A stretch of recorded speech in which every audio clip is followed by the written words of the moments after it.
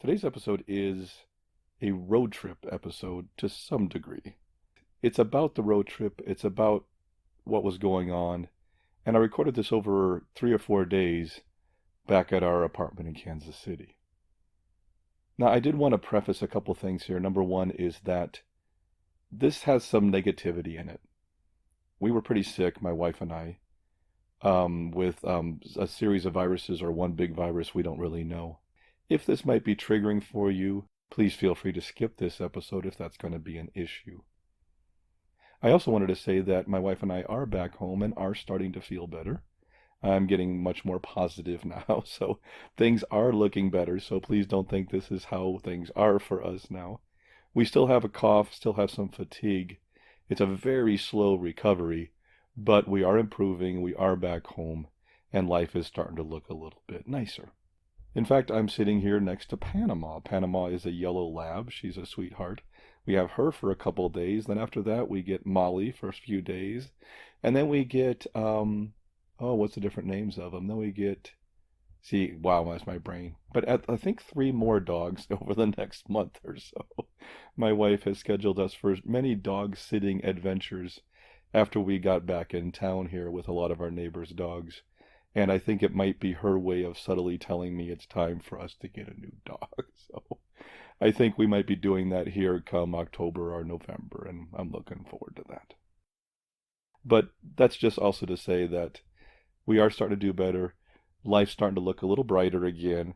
And this was just kind of a woe is me episode. But I'm keeping it and I'm sharing it with you because I do think it is important on this podcast. And in fact, it's an essential part of this podcast that I share my struggles with you also.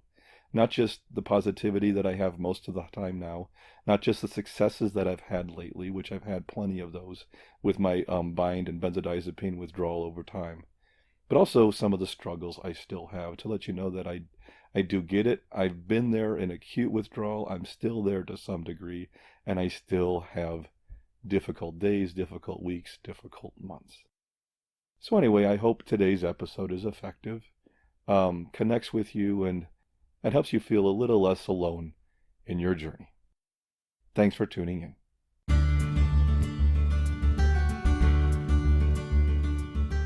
Welcome to the Benzo Free Podcast, your home for an honest, straightforward, and personal discussion about anti-anxiety drugs, their effects, and how to deal with dependence and withdrawal. Whether you have taken benzodiazepines, Z drugs, or any other tranquilizers, know someone who has, or you just want help dealing with chronic anxiety and insomnia, this is your podcast. I'm your host, D.E. Foster, author of the book, Benzo Free, The World of Anti-Anxiety Drugs and the Reality of Withdrawal. I'm so glad you joined us today. Please stick around and let me bend your ear for a few minutes. It just might feel a little better on the other side.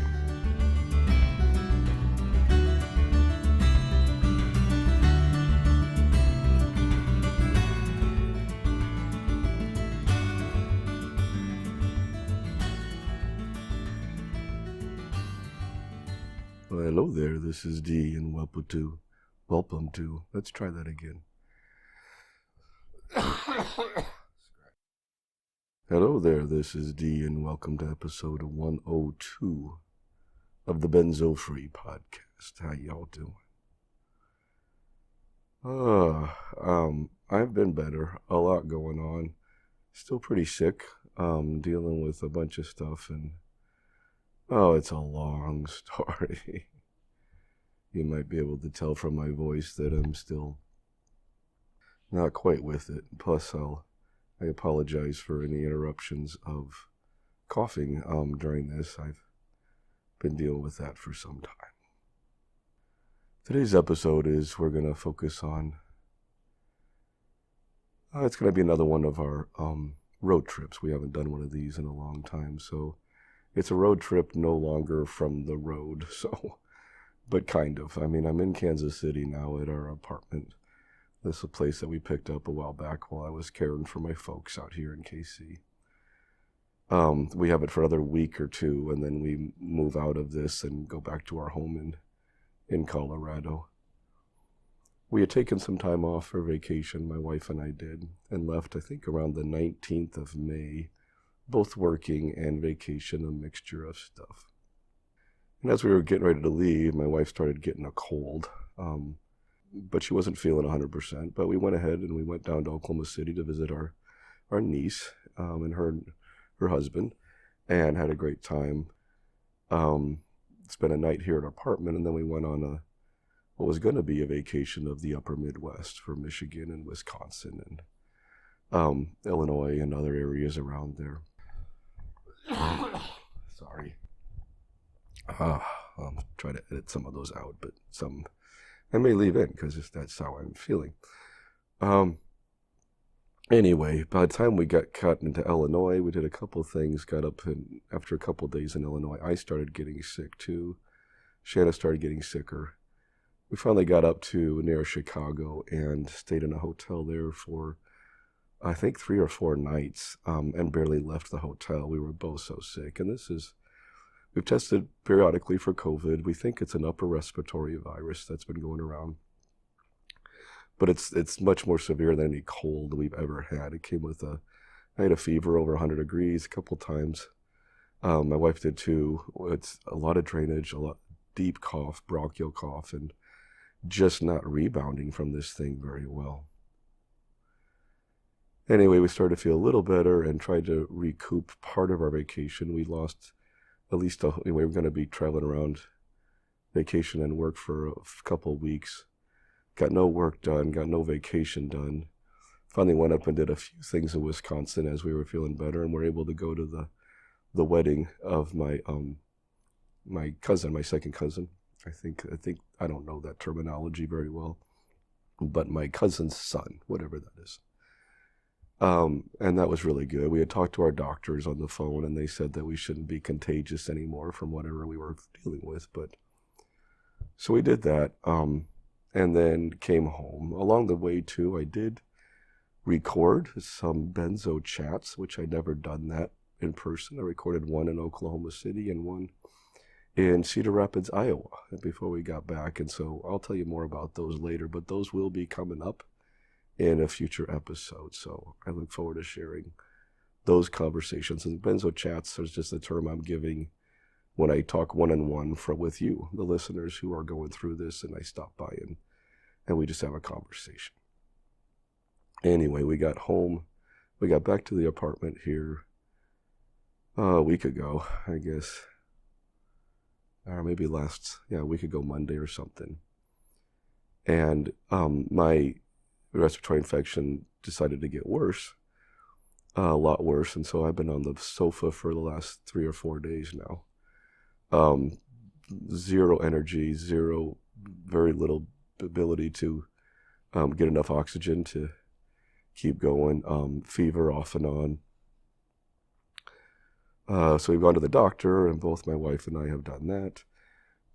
Here we went to an urgent care clinic, and both got checked out. Both wound up getting prescribed, of course, an antibiotic because they're afraid that this virus may have turned into a bronchial infection. I was diagnosed with bronchitis. So, although they don't really know for sure what's going on. And so last night, even though I am very reluctant to take antibiotics, as you all know, because of my BIND, of course, BIND meaning protracted benzo withdrawal, I went ahead and took my first dose of amoxicillin last night. And I thought, while I wasn't feeling up to recording anything on the road per se for a road trip because we've been so miserable for a while. I'm actually thinking now might be a good time because I got things to talk about, and I think this is something we can discuss here. We can talk about a little bit of road trip stuff, but also just things I've done and things I didn't do smartly, things I wasn't very wise in, and I think there's a lot to learn from. I just think I can learn a lot from myself, and I'm hoping some of you can learn from the mistakes I've made.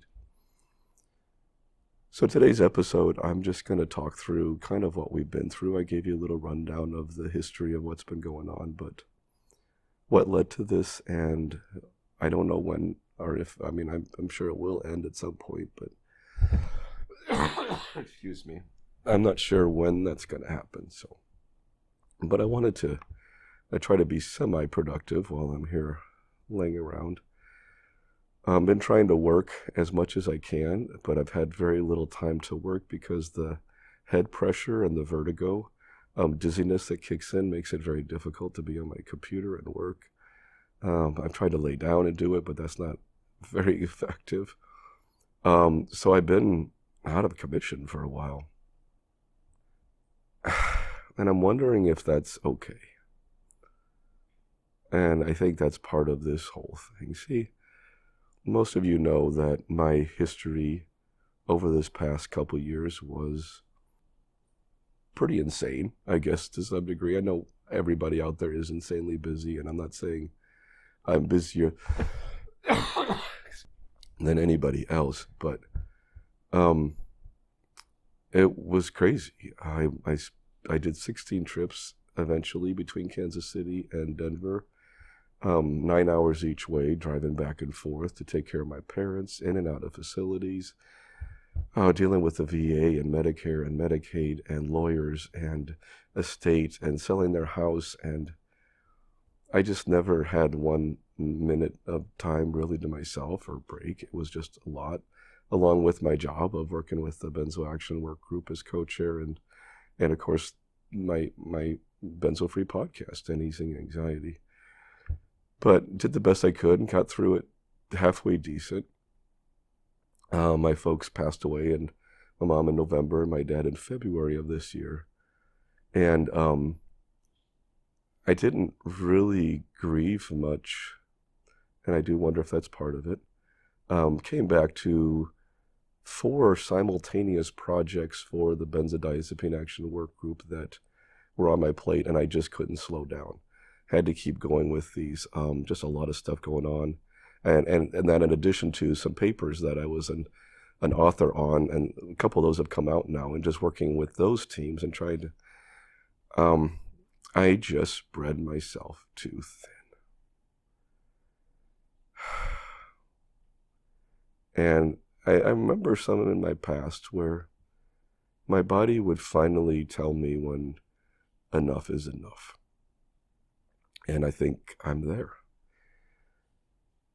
I think I need to reprioritize a few things. I think I need to cut back on all the things I'm doing. And I mean, all this stuff has been great progress we've been making, these papers and this peer support training thing for Benzos. And we did a training program for CME, which is continuing medical education for doctors, and just so many things going on that have been great. But I just took on way too much, and that was totally me. Nobody did that to me.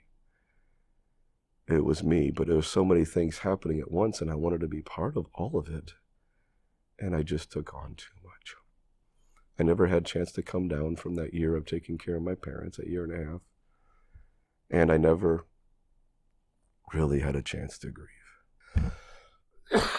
I think when our vacation, I kept working around the clock before our vacation, thinking, I just got to get this done, I got to get this done, I got to get this done. Then finally on the vacation, we can relax and enjoy and catch up. And I think there were other plans in place. My theory is this. I just ran myself down. I ran myself ragged. I had no immunity when this came along. And it took me hard. It just took me down. And I think it's a reminder, and that's one of the things I want to talk about today. It's a reminder to take care of ourselves. And you can't keep, this is the thing I wish I was better at, but we can't keep saying, I will later. We can't keep pushing back self-care. We can't, hey, in 6 months when I finish this project, or in a few months when I'm done with this. The thing is your body eventually is going to say enough, as mine has done here. So bringing all that to a lot of lack of sleep, insomnia. I've been coughing every night now for almost 2 weeks. That doesn't create a lot of sleep. I've been trying to take some over-the-counter stuff to suppress the cough, but they're not really working anymore. And they also can make things more complicated, as many of you know. And so I'm just kind of shutting down is what I'm doing. I just need to prioritize and limit how many things I take on. Figure out those top 3 or 4 that are important to me. And I think we all have to do that sometimes. It's really important to figure out what in life is important. I go through this and I realize, number 1 is my relationship here at home with my wife. That's number 1, is our health and our relationship. 1 and 2, right there. And those need to come first. And they rarely do. And I don't want to keep living like that. I want to make sure that my wife and our health are the first 2 things that we focus on. And that's not been the case. A lot of caretaking, a lot of stress especially. And that's not healthy in the long run. And with benzo withdrawal, stress is like the worst ongoing foe to us fully recovering, because we can get really stressed and those waves come back and we get symptoms. And I've been doing that off and on the last year or 2 with all this stress that's been going on. So it's a bit crazy. So if anything, this episode I'm hoping is a reminder to everyone to say, self-care needs to be a top priority for us. I know that's hard to do, especially like single parents or double parents or parents with jobs and people taking care of elderly people, working multiple jobs. I'm not saying this is easy, but I do think we can all find a way to prioritize our lives and say, hey, these are what's really important. Everything else is gravy. And for me, it's my health. It's our health, my wife's and mine. Our relationship. Those are the top 2. Everything else is next. And then probably my job, which is the Benzo Free podcast, and growing that and keeping that to be effective and helpful to people. So I think that's where I'm at.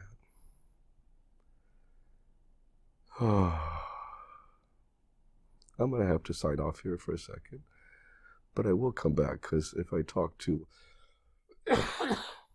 long, I start to get dry throat and cough, and plus I start to just kind of lose my breath, and I don't have a lot of oxygen going in right now. But I'll come back on and we'll talk a little bit about the antibiotics and the concerns, because I know some of you are thinking about that, and other things related to this and how benzos come into play, because when we get stressed, when we get sick, when we get worn down, our symptoms like to take advantage of that. I think we've all been there.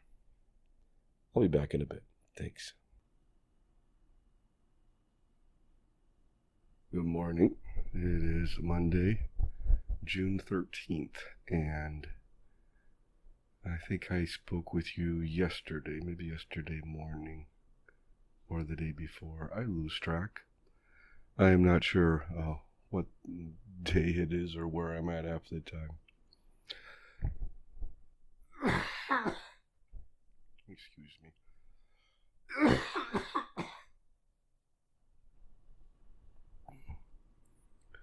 Still haven't gotten much sleep in the last several days. Just coughing nonstop. My ribs are starting to hurt, and I feel like I pulled a rib muscle last night, and so every cough is another joy. Plus I had rib muscle issues when I went through my benzo withdrawal. When I went through the earlier stages, I had a lot of locked up muscles and pulled. Actually, my rib muscle had costochondritis in the rib cage, so I was having problems, and those old things come back up sometimes as symptoms resurge. And yes, symptoms have already been surging even before this thing, but of course, since I've been sick, they take advantage of that. I think we all know they can take advantage of things like that. As far as the antibiotic goes, I wanted to come back to that. I did take an antibiotic, amoxicillin. I think I'm on day 3 of it now. It's a 7-day course. Trust me on this, I did not take this lightly. I understand the possible ramifications, the side effects, especially for those of us with BIND or benzo withdrawal who have been going through this for some time. But I got to the point after 3.5 weeks of this that I needed to do something to keep it from becoming pneumonia or something like that. And at that stage, I decided to make that decision. We all have to make hard decisions during this time, during benzo withdrawal, during BIND, of what's the right time. I mean, antibiotics is one of those decisions most of us have had to make at some point. I, of course, many of you know, took a fluoroquinolone. I took a ciprofloxacin antibiotic during my taper. I didn't think enough to double check the Ashton manual about that before I took it. Later found out that that's like the worst antibiotic you can take. It has a high, what's the term I'm looking for? High possibility of side effects with neuropathy, which means like permanent nerve damage, which is like the last thing you need in BIND. Did that make my protracted withdrawal worse? Most likely. And may have made it part of it permanent. I don't know. But if I can be a warning to others, then it's probably worth it. But anyway, so again, make sure you know what you're taking. If you're prescribed a fluoroquinolone or quinolone antibiotic, please go back to your doctor and see if you can get prescribed something different if you need to take an antibiotic. And again, I try to limit when I take antibiotics and only take them if I absolutely need to. I do understand that antibiotics don't work against viruses, so please, you don't need to tell me that. I do understand that, but occasionally viruses like the flu virus, which this may be, or some kind of rhinovirus or other respiratory viruses, we don't really know, they can progress into bacterial infections. And I've had that happen in the past for me, like with sinusitis, sinus infections, and eventually into pneumonia. So I'm trying to reverse that trend, but I do understand that antibiotics don't do anything for viral infections, but unfortunately viral infections can lead to bacterial infections, and that's where I believe I am at.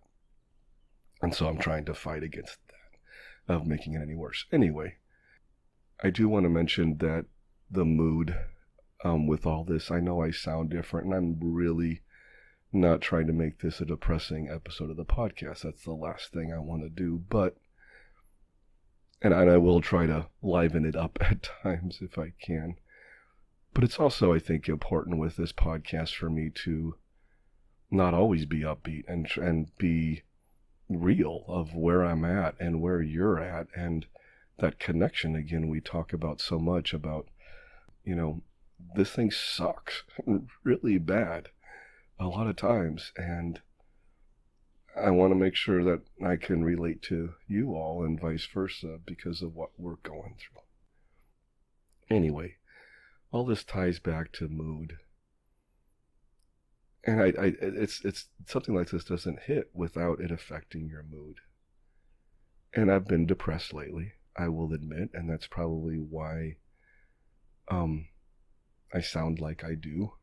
Now, part of I sound like I do just because this is my voice now, and has been for a few weeks. But also, I've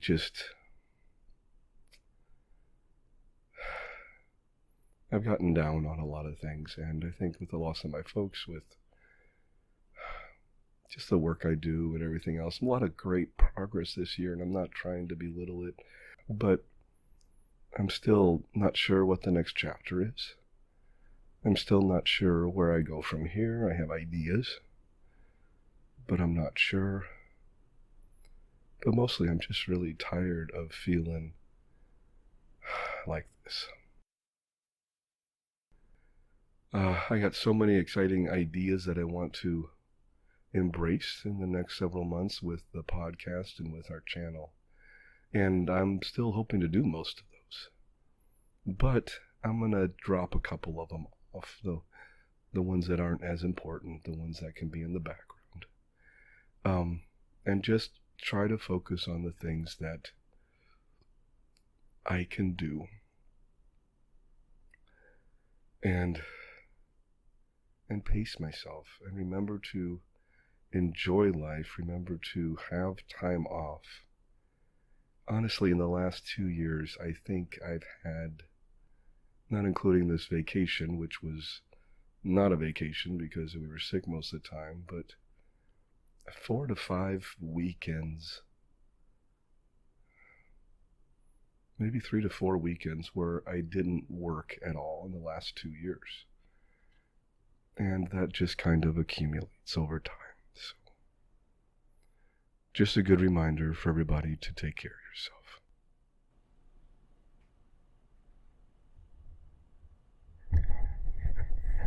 Hello there. It is Tuesday morning, June 14th. My voice is losing my voice a bit.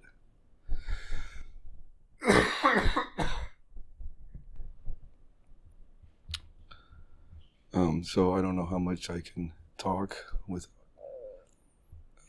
coughing too much, but this has been fun. Trying to analyze it from every angle you can to figure out what's going on.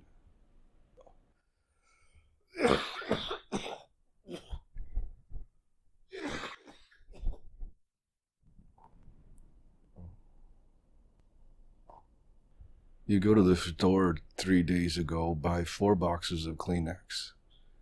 And this morning I'm using toilet paper for the drainage that I cough up because I am now out of Kleenex again. And my wife has now had this for about a month. I've had it for over 3 weeks. We don't know. I've been reading like crazy trying to find, you want to find that one article out there that just tells you exactly what you have and what it is and here's what you got to do to get over it, but I can't find that one. All I'm finding are articles about viruses are acting strange now, and most of the articles say it's due to our isolation, which makes sense. We isolated ourselves for a couple of years because of COVID. And unfortunately, during that time, we weren't exposed to cold viruses, flu viruses, all these other upper respiratory viruses that we normally are all the time, and normally keep our immunity going towards them. And when we get that taken away, that exposure taken away, different things happen. Our bodies forget how to fight off certain viruses and diseases. So. But that doesn't help you much when you feel like crap.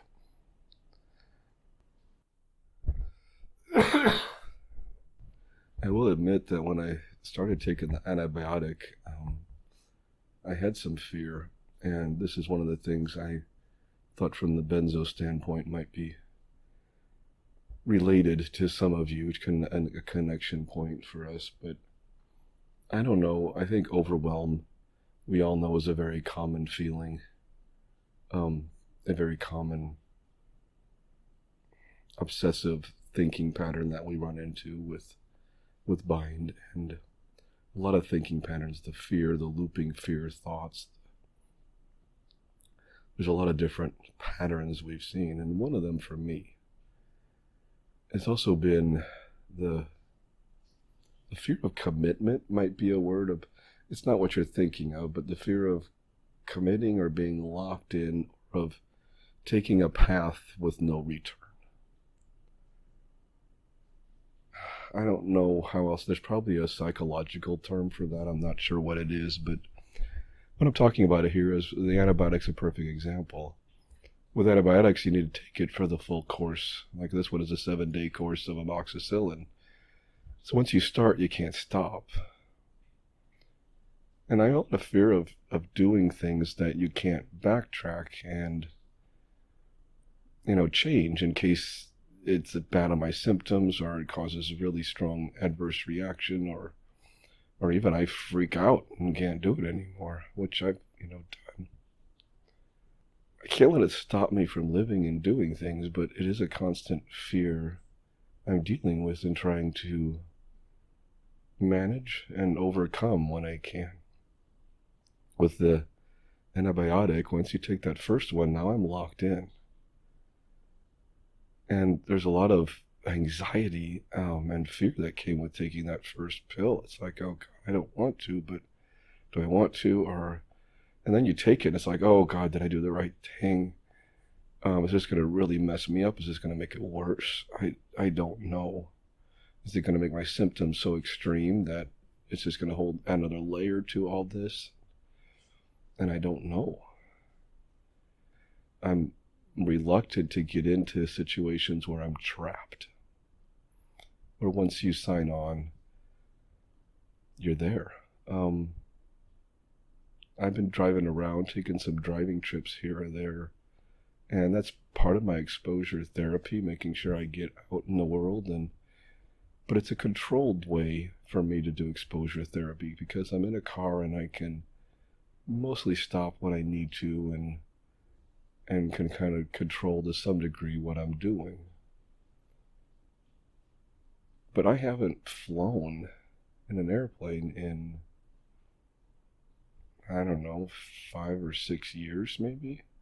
And that may not be that odd because many people haven't flown through COVID, but I kind of stopped flying before that. My last flight experience was difficult due to my symptoms. And it's not that I'm totally petrified of flying, but I've been avoiding it if I don't need to. And a lot of that is that sense of trapped, that commitment. Where there's no way out, and once that door closes on a plane, I'm in that bubble locked in. Some of this happened, and I wanted to relate this to you on this vacation that I took. That was, well, it sure wasn't a vacation, but we started to feel a little better for a while. That's why we're wondering if we've gotten 2 separate viruses. In fact, some of the articles I've read lately have talked about children being admitted to the hospital with 2, even 3 different viruses at the same time. So I do wonder if it does feel like this is one virus on top of another. The second one is different than the first one, and we're behaving with it differently. But we were starting to feel a little better. We were going out and doing a few things, and we finally got to go to the wedding up in Wisconsin, which was part of this trip. It was a family wedding for my cousin's son. And I was a little nervous about sitting in the wedding because I have nerves when I get again in a trapped place. It's a commitment. Once you're there, if my bladder, which does sometimes, or my stomach, either one, kicks into gear, then you got to excuse yourself. So I wanted to tell my cousin, the mother of the groom, that, hey, she wanted us to sit in the 3rd row of it. And I wanted to be there to support her, but I kind of wanted to sit in the back. And I told her that I might, but you know what? It's only a 20-minute service, so we went ahead and sat in the 3rd row. With my urinary issues and other stuff, it's all stress related. I can sit through a 2-hour meeting sometimes and never go to the bathroom if I'm not stressed. But if I'm thinking about it, if anxiety kicks in high, I can't go 30 minutes sometimes. So that's the difference there. And I think the same is going for symptoms of this virus that we have. The minister was talking a little bit as they were both kind of listening, and some nice stories, and I had to cough. I'm in the 3rd row of a very quiet venue, and so I coughed and tried to do it quickly and had some Kleenex in my suit pocket, so I did that and hoping it wasn't too disturbing. And then I had to cough again. And again. And I couldn't clear my throat. And no matter what, I was moving into an all-out coughing attack. which led to more anxiety, which led to more coughing, which led to more embarrassment and stress. I'm starting to sweat. I can't hear anything that anybody's saying. Thankfully, some of the little things the minister was saying were funny, and I tried to time some of my coughs right in the middle of the laughter, and occasionally I could do that. But I was doing the best I could to try to get around it. Now, I'm sure others might not have noticed it as much as I did, but I felt like I just ruined the first part of the service. And being in the third row by the middle aisle, getting up and leaving just wasn't the best thing. So I was trapped and I was freaking out. And I started to have a mild panic attack. I just wanted to get up and run out of there so fast. Nothing sounded better to me than just getting the hell out of there. I finally tried some breathing, although of course breathing exercises aren't great when you have a cough, let me tell you. Not easy to do. But I tried shallow breathing because that was less likely to kick off my cough. I had taken a cough drop. I had those in my pocket, thankfully, and it was doing nothing initially, but finally I think it started to coat a little bit, and finally it subsided, and finally I did write it out and was able to stay for the rest of the ceremony. But I was just all out panicked. Just because I had a cough during a church service, I feel embarrassed. I feel stupid. But it shows that I still get these things. I still have these things sometimes. And they're hard. And so I think the only way to get through them is still pushing ourselves when we can. Exposure therapy. I'm still glad I went to the wedding. I think I could have been more strong about talking to my cousin in advance and say, look, I'm just going to sit in the back. And that might have been nice.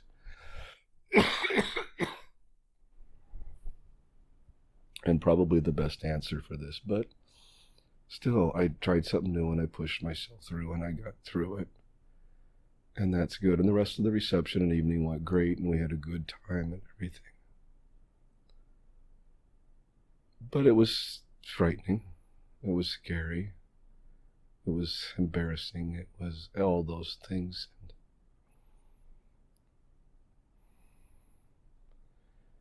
And it was a setback. And I've been having setbacks lately. I've been sick and I've been stressed to the max and everything, and all that leads up to setbacks, and I know that, but still, it doesn't always make them that much easier to accept. But I thought I'd talk about it a little bit today. Thanks.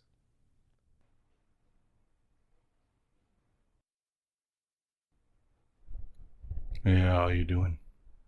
It is Monday, June 20th, so it's been several days since I last recorded.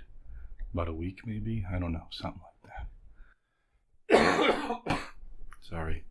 I wish I could say things have gotten a lot better. They really haven't. This is a nasty one. Still not sure what we have. We don't know if it's COVID. We don't know if it's an upper respiratory virus. We don't know if it's the flu. We don't know if it's a combination of those, which might be the more likely solution the way it's hit us. But it's been over a month now, and both my wife and I are still struggling. We have some energy during the day, which is good, and starting to get some work done, but then we get tired. The main thing is the cough, deep bronchial cough for both of us, some drainage. And the hardest part is not being able to sleep. Still haven't had a really good night's sleep in a couple of weeks now. And that makes it hard for you to heal and hard to get past things. I think we're going to get through this. I know we will. But right now, it's been tough. My wife had a rough night a couple nights ago in the middle of the night, and I was up with her for a while. And I've had a couple rough nights lately, so it's getting to the point where we're wondering, we're still at this apartment in Kansas City that we finally move out of this coming weekend. But we almost just drove home yesterday and thought, well, we'll deal with that later. The problem is that, our lease is up the end of this coming Sunday, about a week. And we got to get our stuff out of here. So we're still, we have that plan to happen Friday and Saturday this week. But as we were getting sicker and thinking that we were heading to the hospital, we just wanted to be home. I think most people can relate to that. We wanted to be back in Colorado, back in our house, back by Shanna's family. I have a couple family members here, but we have much more support back there. But we just need to write it out. I'm sure our situation isn't nearly as bad as many people's. I keep trying to remind ourselves that while we're laying around sick most of the days and trying to work and then go lay down again and trying to work and lay down, we're doing so in an air-conditioned apartment, semi-air conditioned. Our AC here doesn't work great, so we still hit about 78 or 80 degrees during the day sometimes, but it does cool down a little bit at night. Our AC units here at this apartment aren't great, but still I know we have it so much better than so many people, and I don't want to seem ungrateful. Whatever this virus is we're fighting, and it's possibly COVID, we don't know. We've tested negative. Together, we've tested 6 different times and never had a positive test, so we just don't know.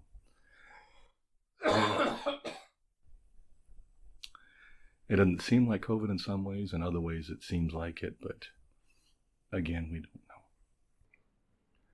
But I know with so many of you, this is what I'm going through right now with this sickness, with this virus. It's still nothing compared to some of the acute phases of BIND. And some of you are in that right now. And so last thing I want you to think is that I'm complaining to you about how hard my life is right now, when many of you, your lives are much more difficult right now. And I get that. And some of you also had to deal with COVID, along with sometimes extreme extreme acute withdrawal, acute BIND, and all the other things that are going on. And I get that. I just want to share what's going on with me because some of you go through similar things, and I think that's what connects us, and that's why I do this. But I do understand that many of you have it much harder right now than we do. And I am very sorry for that, and I wish to hell that wasn't the case. I just want to get home, and I think many of you can relate to that. Well, I'm going to sign off now, and I got to get to work. I got to do some work for the next research paper this morning and answer a few more emails. I am catching up on my emails finally. I got way behind on those with all of you.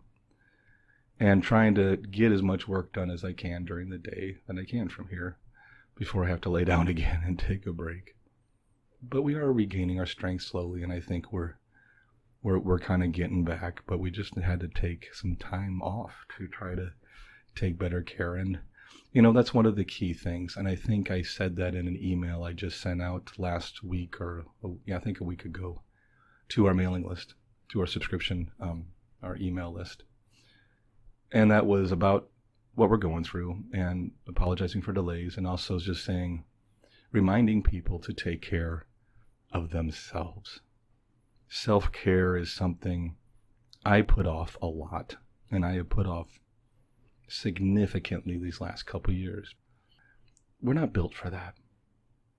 And I think we all need breaks. We all need downtime, mentally and physically. We have to listen to our bodies, take care of ourselves, and pull ourselves away. I think for both my wife and I, we pushed ourselves way too far. And this illness, whatever it is, when it saw that, it took advantage of it. Our immune systems were down, and it just jumped in. And, basically said, you are going to stop. You are going to rest to recover. You're not going to have a choice, and that's what happened. So thankfully, we are taking time to rest and recover and try to improve our overall health. But I think it makes sense that we focus on our health while we're in benzo withdrawal and in BIND. because we kind of have to. The symptoms are going to freak out on us if we don't take care of ourselves. So we get in that pattern, as I did too, where we're watching what we eat, we're getting some exercise. We're so scared about setting off a wave of symptoms that we're making our current symptoms worse, that we're finding every little thing to ease them. And that's good. And we have this focus. But when you start to feel better, as I did, and many of us do, as the symptoms ease, maybe not go away completely right away, but as they ease, you start to live again, and you start to get back into old habits. That's exactly what I did.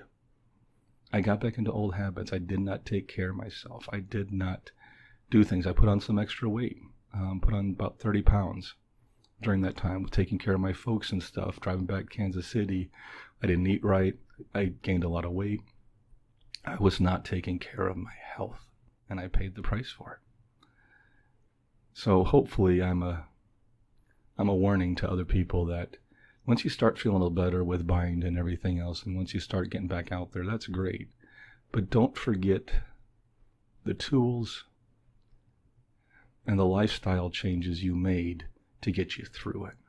Those are great lifestyle changes to continue. I'm learning that. I'm learning it the hard way by making lots of mistakes. I'm sure you are all too. We all make mistakes. But I'm just trying to regroup and take better care of myself. Going to several doctor's appointments after we get back is one of the key things. Hopefully get some surgery on my foot so I can go back to doing more exercising. Hopefully getting more tests that I've been putting off for years. I haven't had a full physical in a long time. Just so many things to get my body checked out, get more exercise, lose more weight, and take care of this machine that keeps me going. And I just want to remind people, be careful of that. As you start feeling better and you start going back to old habits, remember that these are new tools and they're very helpful, whether they're for your mental state, like I let go of my meditation and yoga. I need to get back to some of that stuff. Or it's for your physical state, like gaining weight and not going to the doctor and not doing any self-care. It's much easier to try to maintain those than it is to let them go and pay the consequences. So I think that's all I got this morning. I need to get to work and try to get some work done and do my best to get through that today. So we're still here in KC, be here another 5 days or so before we pack up the truck and try to head back to Colorado. I'll touch base with you all soon. Thanks. Hello there again. This is me, D, as if you didn't know, and we're back home. We are back home again, and it's really good to be back home. I think most of us don't realize, haven't really experienced the joy of coming home until you've been gone for a while and been sick most of that time, because you really want to be home when you're not feeling well. It's an odd feeling getting back here again, because this is the closing of a chapter for me. We finally loaded up the truck out of Kansas City, packed up the apartment, hauled it all back here, threw it in our garage here in Denver, returned the truck, and that's the closing out of that chapter of Kansas City where I was caring for my parents and all those trips, 16, 18 over the time, back and forth, and their passing and everything else. I don't know what I'll feel. Don't know. I'm feeling different things along the way, but I don't know how it will come out. But even though I have work to do and stuff to do here, I do think that I'm starting to feel it more, because I think I am allowing myself to move on, experience it somewhat, and hopefully get past it. It's been a long chapter, almost 2 years, year and a half, 2 years of my life of caring for my parents, both with dementia, one with rapid onset, one that's been suffering for 7 years. And in a 1 year period, we lost my dog, our cousin, my wife's cousin, who is the one that introduced us. He died of COVID. Then I lost my mom, and then I lost my dad. And then we got sick for a month during what was supposed to be our vacation. And after all that, I am back home. So this past 12 months has been hard, to say the least. But it's also, there's also, as I always try to focus on this podcast, there's always good in everything. And much like how I may have shared with you during the caring for my parents, how I was surprised how I was able to still function even with BIND, with protracted symptoms. I was still able to function and do that, and I'm still able to function. I was able to get through such a difficult year by most measures. I would say this past 2 years, have been difficult by most measures. Not the hardest anybody's experienced, of course not. But it's been hard. It's been difficult. And I got through it. Even with the limitations, even with the symptoms, even with waves kicking up and setbacks with my symptoms, it had to be done, and I got through it. And that's a positive thing, and that's something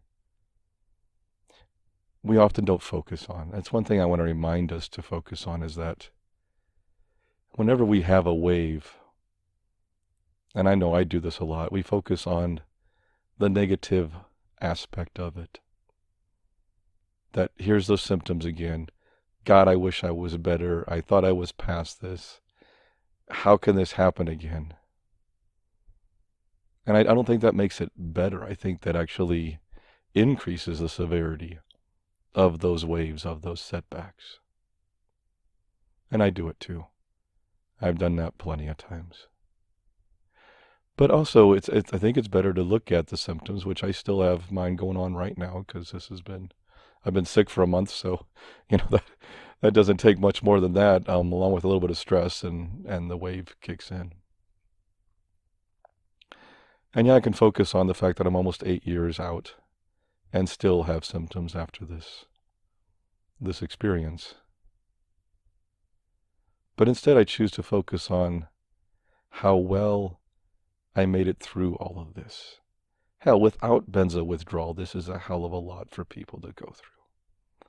This is a hell of a lot for anybody to go through.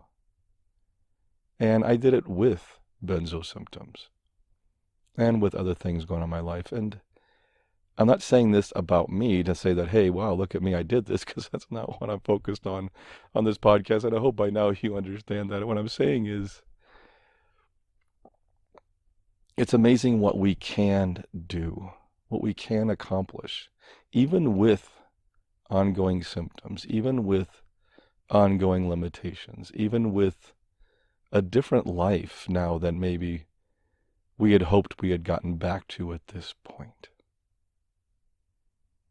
And we can spend all our time focused on how horrible this is and how terrible it is that it's still going on. And venting to everybody who will listen. And we all need to vent, and I get that. But at some point, we need to find that acceptance. We need to move on, and we need to say, hey, this is just what I have to deal with for now. I'm hoping it will improve over time, and it probably will. But right now, I want to make the most of it. I want to live with my limitations. And that's okay. I'm not fighting against them. They're part of me. That's fighting against myself. Instead, I'm accepting them. I'm embracing them, making them part of me. Yeah, they still irritate me and sometimes piss me off. But in the long run, I'm saying they're just part of me now. And I'm going to work around them, and I'm not going to let them hold me back from living any more. And that wraps up the recordings from the road. I hope today's episode was effective. I hope maybe you got a piece or two of information from it that might help you on your journey. Right now, please allow me about 20 seconds for our disclaimer. This podcast is for informational purposes only and should not be considered medical advice in any way. The host of this podcast is not a medical professional, nor is he engaged in rendering medical, health, or psychological advice, nor any other kind of personal or professional services. The views and opinions expressed by our listeners and interview guests on this podcast, whether read from textual submissions or presented in their own voice, do not necessarily reflect those of the Benzo Free podcast or of its host. Withdrawal, tapering, or any other change in dosage of benzodiazepines, non-benzodiazepines, or any other prescription drug should only be done under the direct supervision of a licensed physician. Our full disclaimer can be viewed on our website at benzofree.org/disclaimer. Thank you again for tuning in today. Our next episode will be episode 102, and it will be released mid-month. I recorded 2 separate Benzo Chats on this road trip, and I'm really excited to be able to provide them to you. And I don't want to wait. So I'm going to release probably 1 or 2 more episodes of the podcast this month. I'm back home again, and I'm trying to get a little more information out there for you also, without, stretching myself too thin, as I talked about. Anyway, if you want to be notified when there's a new episode of the podcast available, either tune into our YouTube channel and click on subscribe and notifications, or of course you can also sign up for our email list at easinganxiety.com/subscribe. I will always send out a notice there whenever a new episode of the podcast is available. Keep calm, taper slowly, and take care of yourself. I'll see you next time.